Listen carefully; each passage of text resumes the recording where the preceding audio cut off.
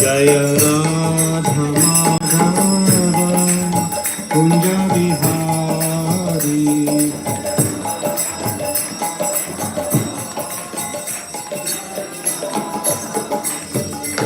Jayam Vishnupad Paramahamsa Parirajikacharya Ashtatarasita Sri Srimad Charanaravinda Bhaktivedanta Swami Prabhupada Ki Jai. Jayam Vishnupad Paramahamsa Parirajikacharya Ashtatarasita Sri Srimad Srila Bhaktisiddhanta Saraswati Thakur Gop Gopinath Shyam Kund Radhakund Girivardhan Ki Jai. Vrindavan Dham Ki Jai. Mayapur Dham Ki Jai. Ganga Mai Ki Jai. Yamuna Mai Ki Jai. Bhakti Devi Ki Jai. Samaveda Bhaktivedanta Ki Jai. Harinam Sankirtan Ki Jai. All glories to the assembled devotees, Hare Krishna. All glories to the assembled devotees, Hare Krishna. All glories to the assembled devotees, Hare Krishna. All glories to Sri Guru, Sri Gauranga. Om Namo Bhagavate Vasudevaya. Om Namo Bhagavate Vasudevaya. Om Namo Bhagavate Vasudevaya.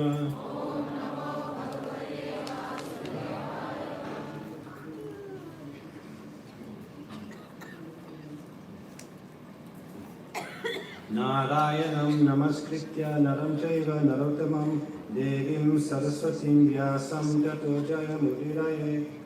So, many of you don't know me, but that's okay. I'm just going to read from Canto 1, Chapter 5, Text 25. So the last 2 days, Guru Maharaj is talking about Shravanam, Kirtanam and Smaranam and the importance of hearing.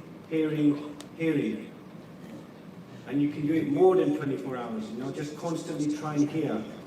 So this shloka that I picked is basically about Narada Muni that gives an example of a person who was hearing, and how he became a liberated soul. So this is the example of what Guru Maharaj was explaining, Shravanam and Kirtanam. This is the example in the Bhagavatam of a personality who followed the process and achieved success. So it's just a continuation of what Guru Maharaj is speaking about. So the whole essence of the purport is to associate with pure devotees. Not just devotees, pure devotees, Shuddha Vaishnavas. So I'm just going to go very quickly. Uchishta, Lepan, Anumodito, Vijaya, Sakrit, Sma, Gunje, Tad, Apasta, Kilbishaha, Evam, Pravittasya, Vishuddha, Chetasas, Tadharma, Jivatma, Uchihi, Prajayate. And then I'm just going to read the translation. Uchishta Lepan, the remnants of foodstuff. Anumoditaha, being permitted. Dvijaha, by the Vedantist Brahmanas. Sakrit, once upon a time. Sma, in the past. Gunje, took. Tat, by that action. Apasta, eliminated. Kilbishaha, all sins. Evam, thus. Pravittasya, being engaged. Vishuddha, Chetasaha, of one whose mind is purified. Tat, that particular. Dharmaha, nature. Eva, certainly. Atmanuchihi, transcendental attraction. Prajayate, was manifested. Translation by Srila Prabhupada. Once only by their permission, I took the remnants of their food, and by so doing all my sins were at once eradicated. Thus being engaged, I became purified in heart, and at that time the very nature of the transcendentalist became attractive to me. If you could just repeat. Once only, by their permission, I took the remnants of their food, and by so doing, all my sins were at once eradicated. Thus being engaged, I became purified in heart, And at that time, the very nature of the transcendentalists became attractive to me. So I'm going to just read through the Prabhupada's purport. Pure devotion is as much infectious, in a good sense, as infectious diseases. A pure devotee is cleared from all kinds of sins. The personality of Godhead is the purest entity, and unless one is equally pure from the infection of material qualities, one cannot become a pure devotee of the Lord. The Bhakti Vedantas, as above mentioned, were pure devotees, and the boy became infected with their qualities of purity by their association and by eating once the remnants of the foodstuff taken by them. Such remnants may be taken even without permission of the pure devotees. They are sometimes pseudo-devotees, and one should be very much cautious about them. There are many things which hinder one from entering devotional service. But by the association of pure devotees, all these obstacles are removed. I will repeat that. By the association of pure devotees, all these obstacles are removed. The neophyte devotee becomes practically enriched with the transcendental qualities of the pure devotee, which means attraction for the personality of Godhead's name, fame, qualities, pastimes, etc. Infection of the qualities of the pure devotee means to imbibe the taste of pure devotion, always in the transcendental activities of the personality of Godhead. This transcendental taste at once makes all material things distasteful. Therefore, pure devotee is not at all attracted by material activities. After the elimination of all sins or obstacles on the path for devotional service, one can become attracted, one can have steadiness, one can have perfect taste, one can have transcendental emotions, and at last one can be situated on the plane of loving service of the Lord. All these stages develop by the association of pure devotees, and that is the purport of this stanza. Om Gyanti Mirandasya Jnananjana Shalakaya Chakshurunmilitam Yena Tasmai Shri Gurave Namaha Shri Krishna Chaitanya Prabhu Nityananda Shri Advaita Gadadha Shrivasadi Gaur Bhaktavinda Hare Krishna Krishna Krishna Hare Hare Hare Ram Ram Ram Hare Hare. So my name is Dina Krishna Das. I'm a disciple of His Holiness Bhakti Charan Swami, and I think that's the only introduction I should just say. And Guru Maharaj, this is the third time he's asked me to give a class in public. So in May, I went to Delhi, Florida, and I was leading the Guru Puja, and then Guru Maharaj came up to me and said, "Can you give the class?" Without any preparation, I had to give the class, and Guru Maharaj is sitting in the class. So he's sitting on the bench and I'm giving the class. And I had no preparation, so all I did was talk about him. So today I'm going to do the same. But he's not here, so that's okay. And then I went to Radhadesh for the Nava retreat. Guru Maharaj gave a retreat in July in Radhadesh, Belgium. And then he also said, give the class. So I had to give the class. And now today, I've been given that opportunity again. So, like I said, Guru Maharaj for the last 2 days in the Bhagavatam class has been reiterating this point of hearing, Shravanam, then Kirtanam, then Smaranam. So basically the hearing and chanting process of Bhakti. Constantly reiterating this point. So I just thought, okay, what verse shall I use? And I wanted to give an example of a personality that we all know, Narada Muni, that in his previous birth, he was the son of a maidservant. He had no education.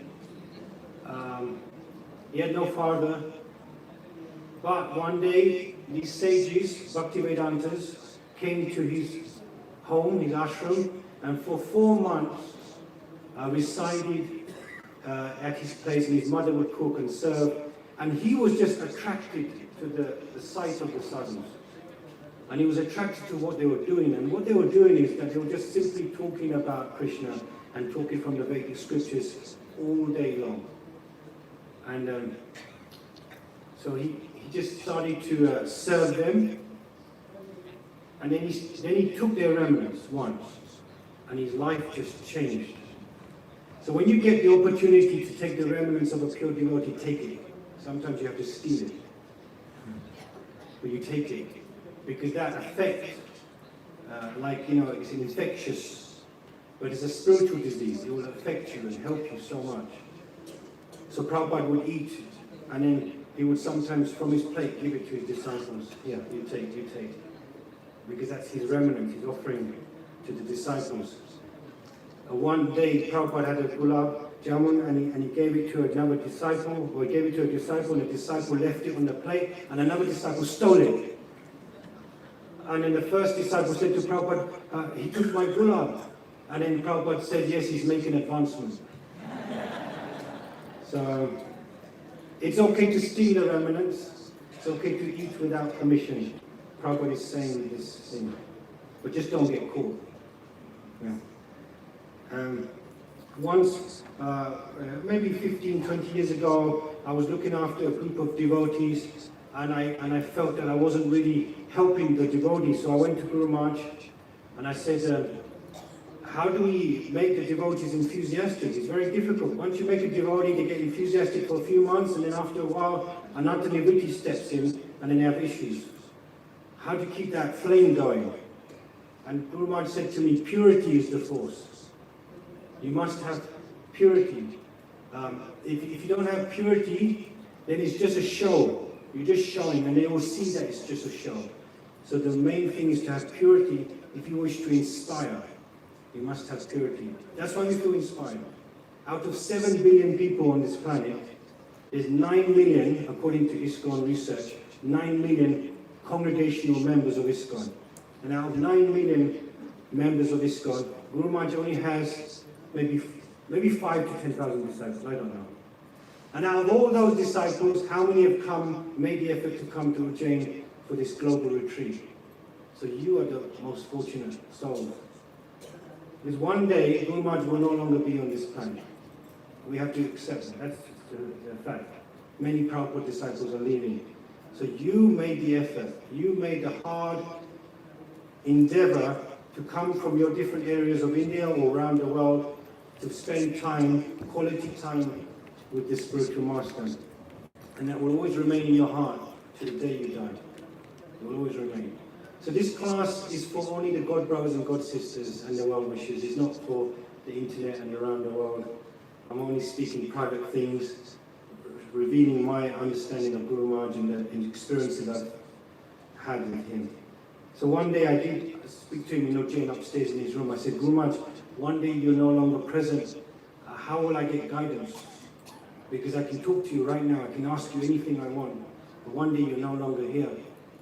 And he said to me, you must associate with the sadhus. I said, does that mean my God brothers? He said, no, not necessarily your God brothers, the sadhus. You must associate with the sadhus. Sadhu means women and men, it's not just men. The saintly people. Because he said that, how do you know if the mind is telling you or the super soul is telling you? One day your mind may tell you go to the pub. How do you know if it's the super soul or the mind? So that's why you need sadhu. The sadhu will correct you, will explain to you. So when I'm no longer here, it's the sadhus you go to. One has to be on an advanced spiritual level to communicate with the Guru in separation. So Guru Maharaj was telling me that you have to be on the spiritual level to communicate with the Guru when he's in separation. That means you have to be quite advanced. His Holiness Rajanath Swami also mentions that it is important that we associate with sadhus. You can associate with devotees. There's different types of devotees. There's mixed devotees, Devotees will talk about their bank balance or houses or, material things. But sadhu doesn't really talk about that. They don't waste time. They just want to talk about how to get back to the spiritual world, how to glorify Krishna, and how to preach. So Guru Maharaj would say that 50% of our time is in our sadhana, bhajan. Hearing, chanting, remembering, and service. And the other 50% is prachara, preaching. We are a preaching movement. Yeah. Whether you like it or not, sitting and doing 24-hour kirtan is okay in a temple room, but actually our duty is to broadcast the glories through the Bhagavatam and through Kirtan Harinam Sankirtan. So That's what Prabhupada's mood is, and that's what Guru Maharaj's mood is. So we are a preaching movement. We get, and then we give, and when we give, we get more. Simple as that. It's such a simple process. Because on our own, our sadhana is not going to be strong enough. Some of us will be strong, but most of us will need to come out of our comfort zone to give Krishna to others. And there's different techniques of giving Krishna to others. Some people, you can't just go straight and just talk about Krishna. They'll tell you to get lost. So you have to do this. You have to be like Narada Muni. Narada Muni is probably the most expert preacher in the whole universe. He knows exactly time, place, and circumstances. He knows exactly how to give the medicine of bhakti to every living entity. From Dhruva Maharaj to, Prahlad Maharaj, to so many different personalities, Margari the Hunter. Narada Muni knows. He's the eternal spaceman. He goes around the universe, constantly giving. So one man's medicine could be another man's poison. So you need to know exactly how. We need to know, sorry, not you, we need to know.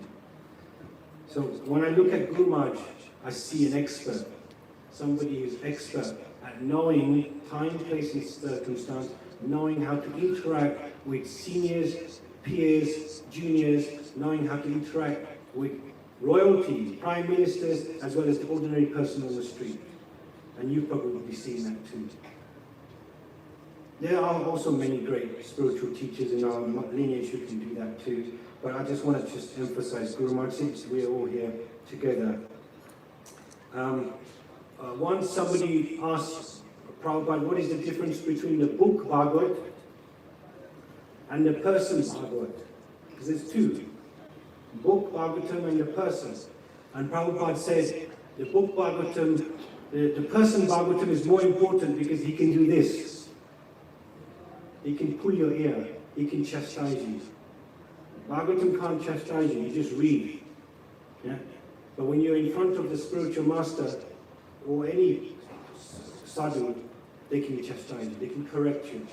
That's why Guru Maharaj says, Bharat Maharaj, the reason why he was attached to the deer is because he didn't have association of a devotee. If he had association of a devotee, even if he was a junior devotee, Guru Maharaj says, the devotee would have said, hey, you're in Maya, sort it out. Don't get too attached to this deer. So it's so important that we get association. The reason why association is so important is because you've been told for years, hearing and chanting, hearing and chanting. And it's so difficult living in the material world to hear and chant all the time when you have to deal with the outside world, whether you're a brahmachari or whether you're outside sadhu, married or whatever. It's very difficult. So the only way you can actually consistently hear and chant is by association with the pure devotees. So when we come to this retreat, Guru Maharaj reminds us again, you should be hearing and chanting and remembering. So that's the business of the spiritual master. Once Prabhupada was in his room at Bhaktivedanta Manor, and a disciple was asking, what is the role of the Guru? And Prabhupada was wearing his glasses, and he took his glasses off and he said, you see these glasses? These glasses help me to focus. That's the role of the spiritual master. Helps you to focus on Krishna. That's what the Guru does. The Guru helps you to focus on Krishna. I wrote a short diary maybe 10, 12 years back, and I lost it. And it was basically all the instructions Guru Maharaj gave to me over the years. But last month I found it again. So I'm going to reveal some of these instructions. In 1999, Guru Maharaj came to London to film Abhay Chand. And I had the good fortune to be part of his team. And you know how he started Abhay Chand? He had no money and he wanted to glorify Prabhupada. That's how great Guru Maharaj is. Always thinking of putting Prabhupada at the center. That's why I chose Guru Maharaj as my spiritual master. Because I came to Krishna consciousness through Prabhupada's Krishna book, and I wanted to be under Prabhupada. And the best way is to approach a bona fide spiritual master who can take me to His Divine Grace's lotus feet. So when I was researching and watching Guru Maharaj, I could feel that. But I wasn't aspiring for him, I was still thinking about it. But when I started to serving in 1999 in Abhaychan, then it came out, the desire, oh, this is my actual spiritual master. So he gave me one instruction, which I keep to this day for the rest of my life, and has saved me from dental problems. He told me, whenever you eat, always wash your mouth and hands before you eat and after you eat. So I did that. And I didn't go to the dentist for 15 years, and I went to the dentist maybe 2 years ago, and the dentist said, oh, your teeth are so nice, it's okay. And I was remembering why, because Guru Maharaj told me to wash the mouth, and it's important that you wash the mouth after you eat, because it takes away the debris so that, the bacteria can't chew on it and then obviously destroy your teeth. So Guru Maharaj saved my teeth, he saved me, just by giving me that instruction. Wash hands, wash mouth. Incidentally, Prabhupada said that we will be revolutionary by our cleanliness. We're very clean, isn't it? This Gonzi Road is, have to be quite clean. So we'll be revolutionary by our cleanliness. During that time in Abhaychan, Guru Maharaj would literally be in charge of script writing, literally be in charge of casting, prasadam, and getting the finance to pay for everything. And I just couldn't believe it. One person is in charge of everything, and he's constantly knowing everything. And then he hardly has any sleep. Few hours, he has to wake up at 2 o'clock and chant his rounds. Then he has to get on to the film set, and then he's doing 12-hour shift or more. But I could see the dedication to glorify Prabhupada. Even though he's not a director, even though he's not a movie maker, he's a sannyasi, still he goes out of his comfort zone to glorify Prabhupada. And he said, I'm doing it because nobody else is doing it. I want the whole world to know Prabhupada. Because once he was looking at a book, The Greatest Personalities in the 20th Century, and he was looking, where's Prabhupada? And Prabhupada wasn't even mentioned in the book. And he was so upset. How can Prabhupada not be one of the greatest personalities, if not the greatest personality in the 20th century? So that's why he was so inspired that, no, we must glorify His Divine Grace. So once, he just came downstairs. We were all living together in the same house in Wembley. And he came downstairs and he said, I want to talk to you. So me, Chandrasekhar, and Naveen Krishna went upstairs into Guru Maharaj's room. And he gave us a 20-minute lecture. And he was talking about the importance of celibacy. And he was saying to us that in this material world, we are in a prison cell, but the shackles or the chains are invisible. And the shackles is sex desire. And he said that he wanted us to be celibate, and this is how you get out of the material world, by celibacy. So he was explaining that point. And incidentally, many years later, he did it again. He grabbed me and he wanted to talk to me about the importance of celibacy and how by being celibate you can be very powerful materially. Have you seen Guru Maharaj's memory? My God, his memory is like that. He's super fast. His recall is super fast. Once there was a director called Peter Brook. He was a Shakespearean director, and he created this movie called Mahabharata in England. Yes? It was a dodgy Mahabharata. It wasn't the bona fide Mahabharata. And Guru Maharaj went to Bombay and he saw the movie in the cinema and he was disgusted. I didn't know that story. So I bought the DVD of this Mahabharata, Peter Brook, and I wanted to show it to Guru Maharaj. So I put it on his, he was sitting at the table, and I put it on his desk, and he took one glimpse, and it was a fraction of a second. It wasn't even more than a second. And he just said, rejected. And he knew exactly that this was Peter Brook, Mahabharata, and he said, look at the way they portray the characters. Bhishma looks like a, like a cripple, like a very weak person. How can they portray Bhishma like that? And I was astounded by the speed of his recall and memory, but just by looking at the picture for a fraction of a second. Then there's times when he's doing his maths mentally in his mind, and he's so fast. And he was doing this in America, and the lady goes, "Oh, I can't believe you can do that in your head." He needed a calculator, and Guru Maharaj was already figuring it out in his mind. So, he was telling me the benefits of celibacy.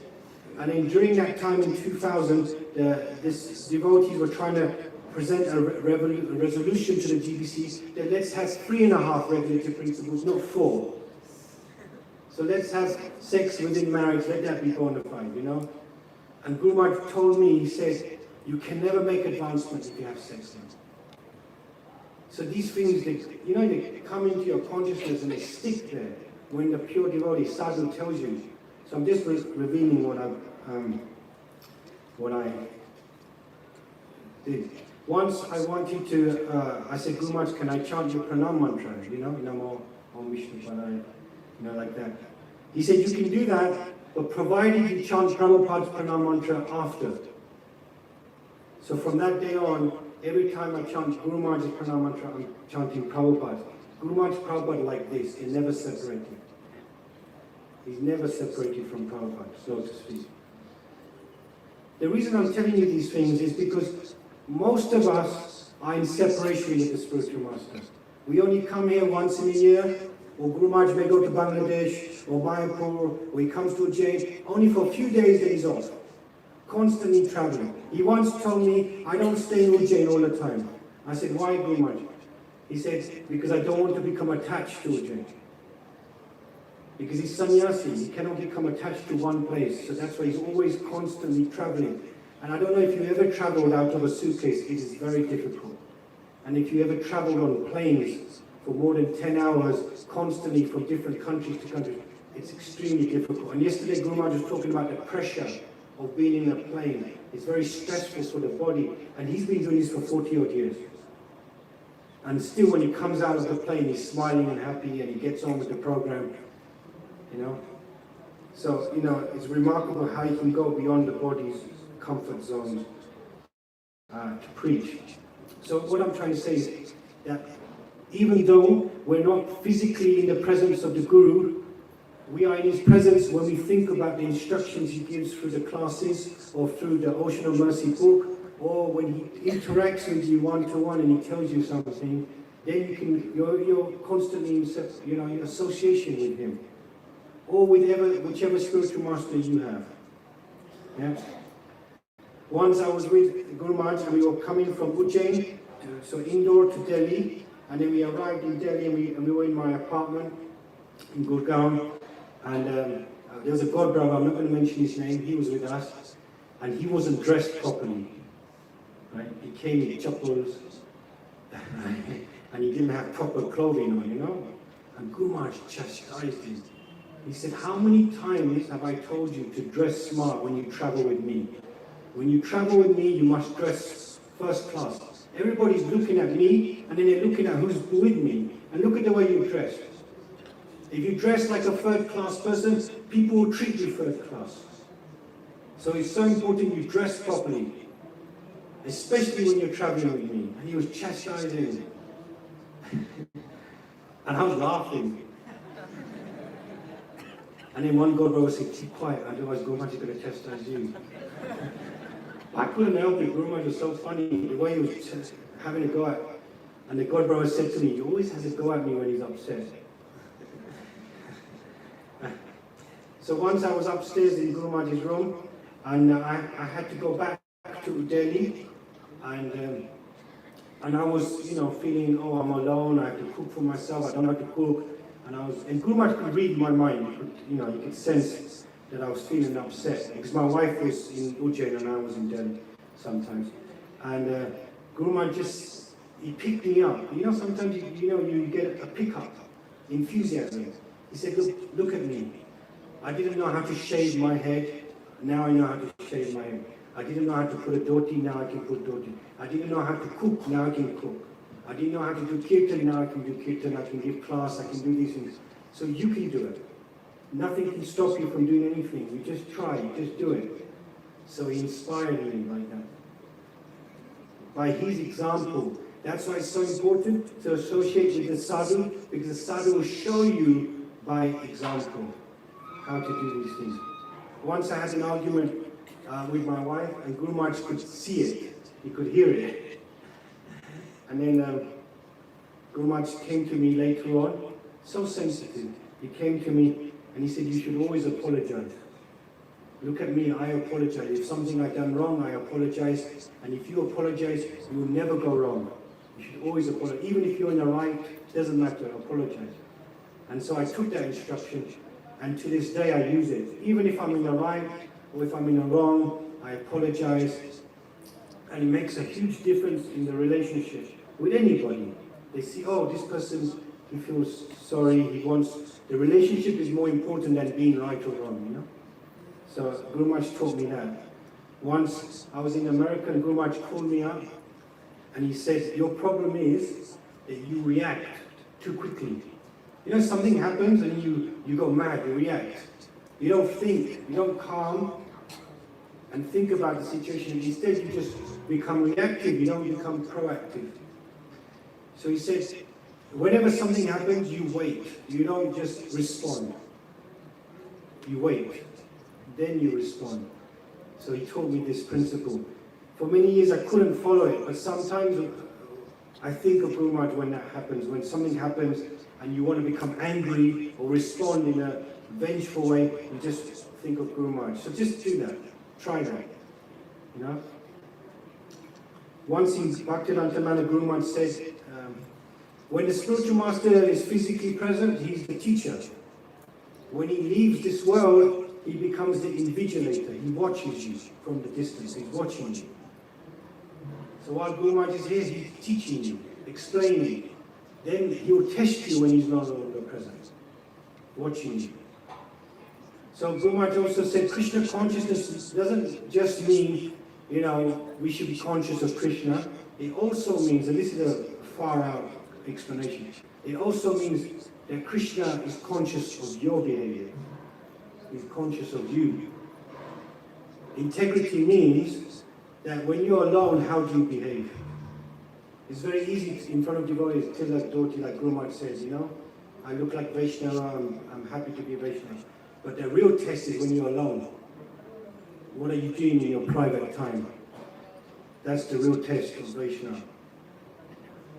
Once Bhakti Prem Maharaj, his name is Ganganarayan at the time, he was temple president, he was outside, and it was a festival, and he was doing all the menial things, lifting this, lifting that, directly in everyone.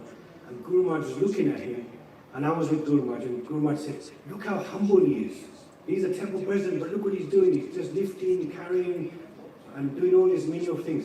Then he said, Ganganarayan, come here. And then he said to Ganganarayan at the time, he said, you know, your first rule of management is that you sit in one place. You're not running around. You sit in one place and you direct other people to do other things. That's the first rule in management. And the reason you sit in one place is that everybody knows where you are and they can come to you if they need help. So he was given an example of management. Guru Maharaj expert, that leader in management. But he was saying, you know, how humble Bhakti Prem Maharaj is. Then at that moment, this Ujjain wala comes to Guru Maharaj and says, I don't know why he did it. He just comes up to Guru Maharaj and says, I lost my jewelry. I had gold with me and I came to the temple and somebody stole it. He's thinking Guru Maharaj is going to give him gold, you know? And Guru Maharaj was so compassionate, you know? Guru Maharaj could have said, get out of here, what are you talking about? No, he just said, oh really? And he said, what happened?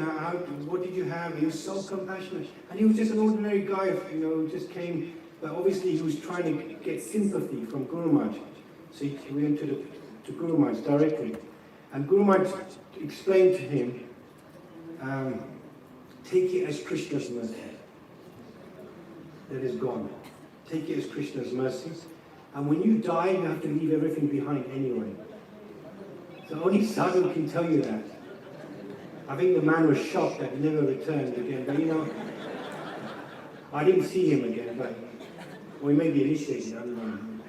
But you know, the thing is, that's what a sadhu will tell somebody, isn't it?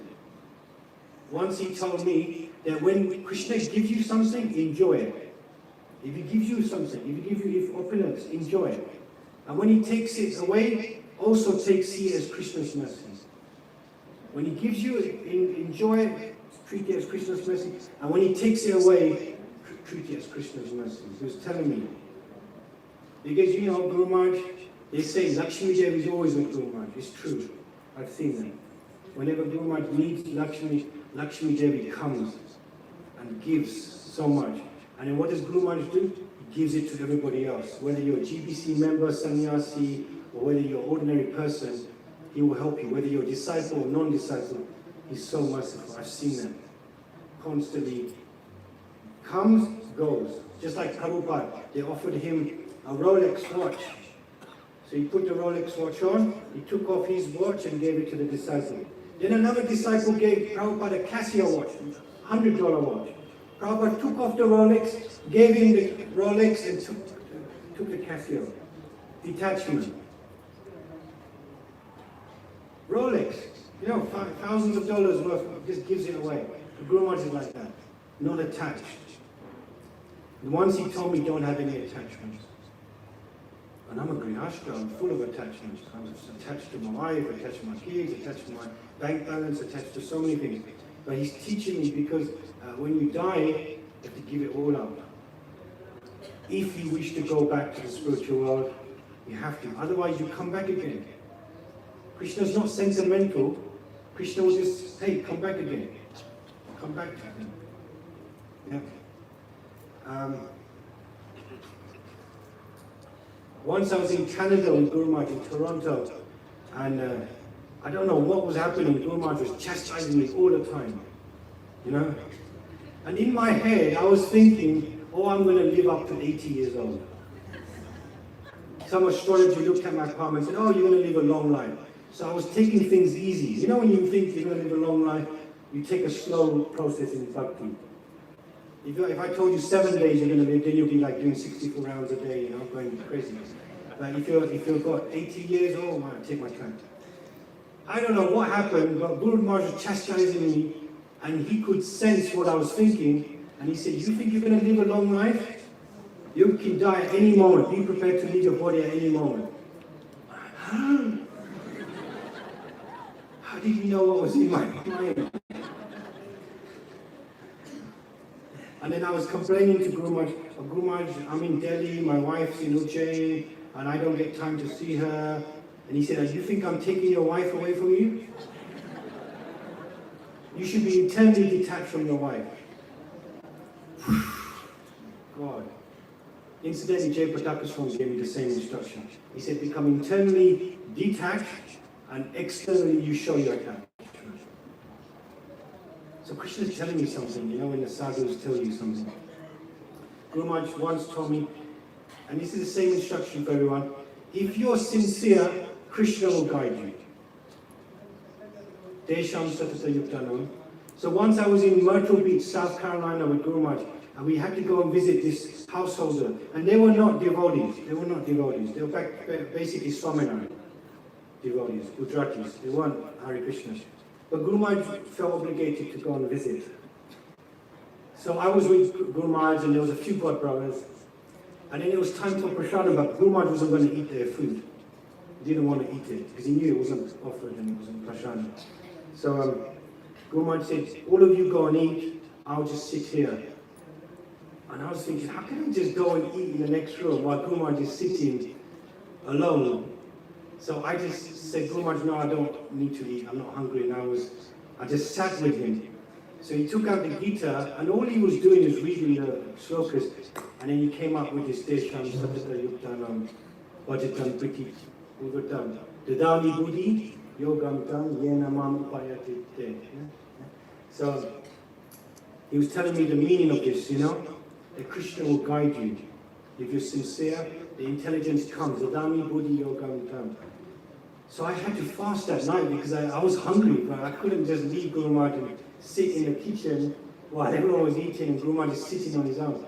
So the next day, Guru Maharaj was in one hotel room, I was in the other hotel room, and we woke up and we knocked on the door, we saw Guru Maharaj, and Guru Maharaj basically said, Dina is hungry, you know, give him prasadam, he hasn't eaten all night.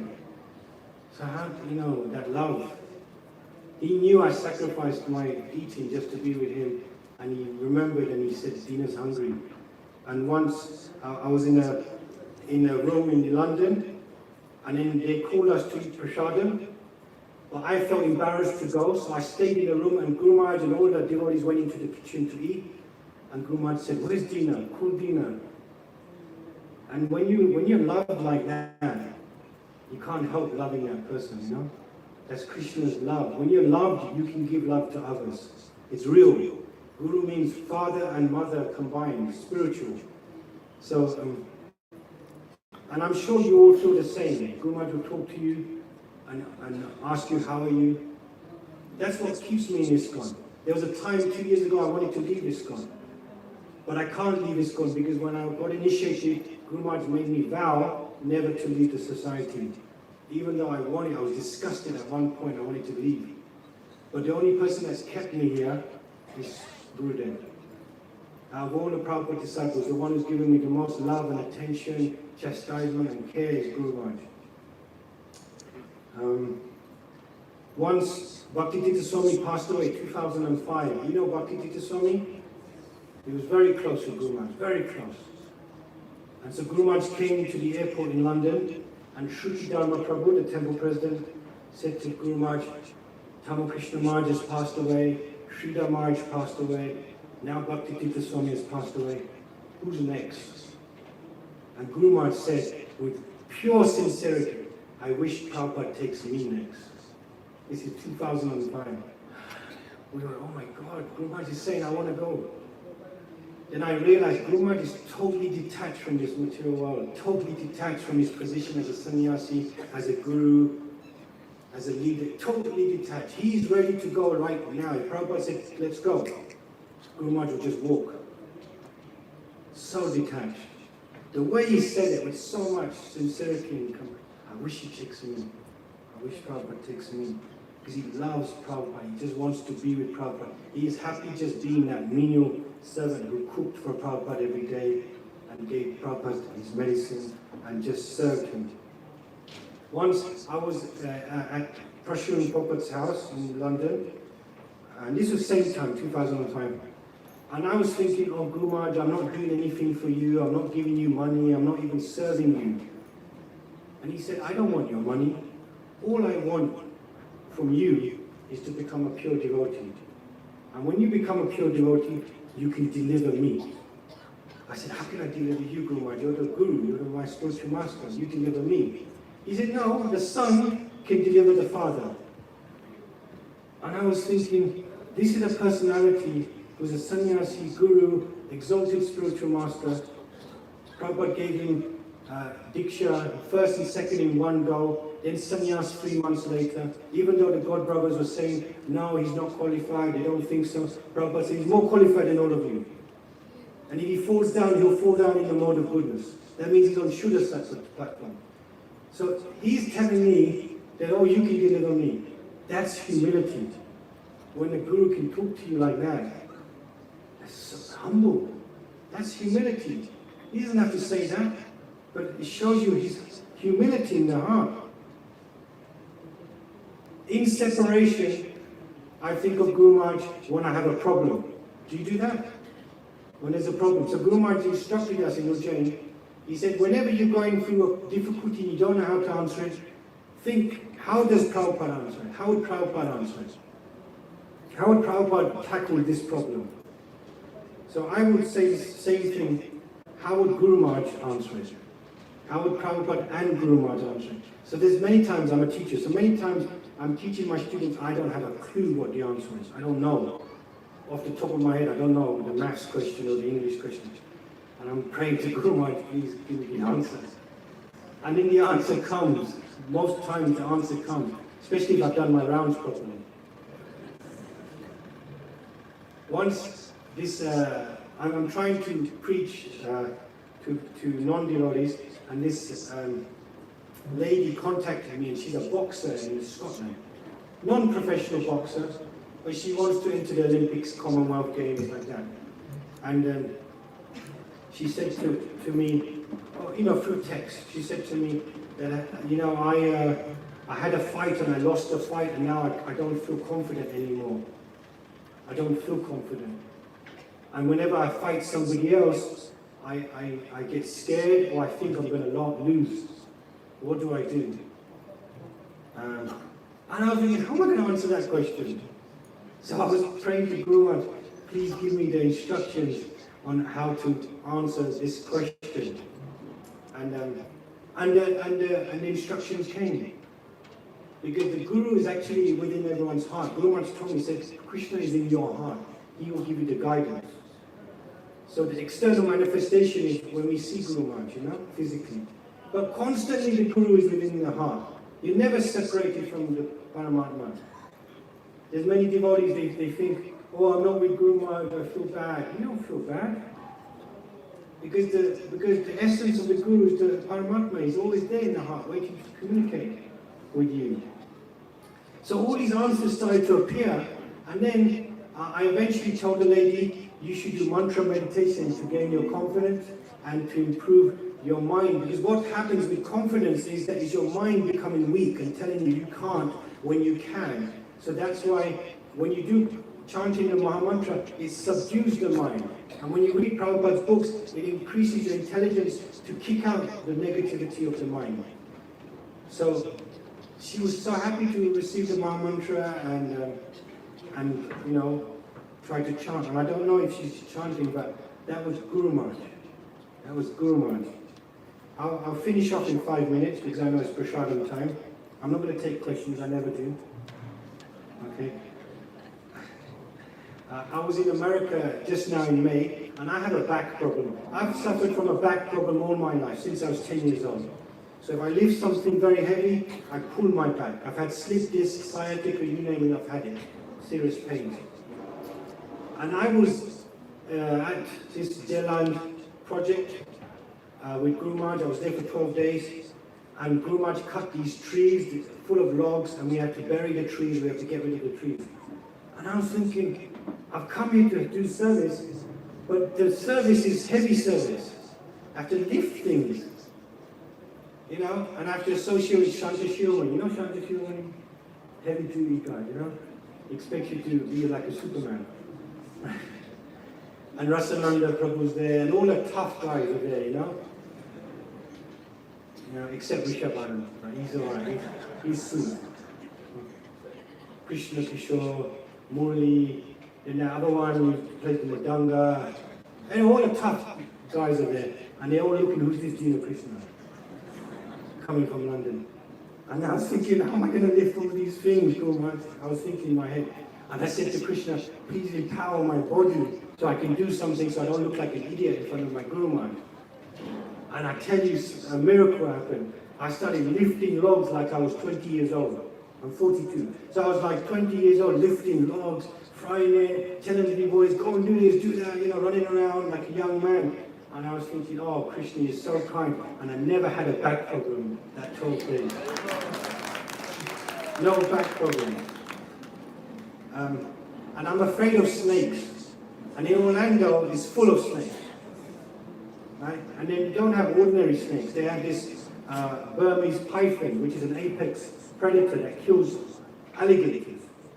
So at this place, there's alligators, there's scorpions, there's snakes.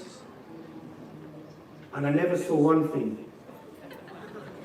Guru Maharaj protected me. I was staying in a room next to Guru Maharaj, and I never saw. And other devotees were saying, yeah, there's snake here, there's scorpion there. Even Krishna Kishore got bitten by a spider. He got bitten by a spider. And in England, you get bitten by a spider, what's the big deal? But if you're in Australia or in America, and you get bitten by a spider, you could basically die. So he didn't tell anyone he got bitten by a spider. And then in the afternoon, he started vomiting. And Guru Maharaj found out. And Guru Maharaj said, why didn't you tell me you got bitten by a spider? Don't you understand? You could die. So Guru Maharaj was so kind. He got the car, and he said, okay, let's all go to the pharmacy and get you medicine. And then Rasananda had to take the photograph of the bike, show the doctor, and the doctor, naturally. And all I was doing was observing the love between Guru Maharaj and Krishna Kishore. I was thinking, oh my God, how much love Guru Maharaj has. Guru Maharaj does not need to leave the place and come in a car and waste his time in the car. He could be doing so many other services, but no, he wanted to make sure Krishna Kishore was okay. And I think to myself, that much love and attention to a disciple. Can you imagine when it's time for us to leave the body and we call out Guru Maharaj's name? Imagine what he's going to do for us then. To take us home back to God. I have full faith. When the time comes to leave the world, you call out Guru Maharaj and Prabhupada's name and they will bring you back. No doubt. Hare Krishna.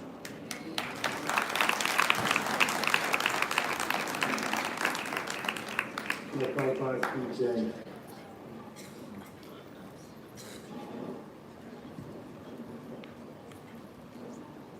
Grace Deen Krishna Prabhu ki jai, Srila Prabhupada ki jai.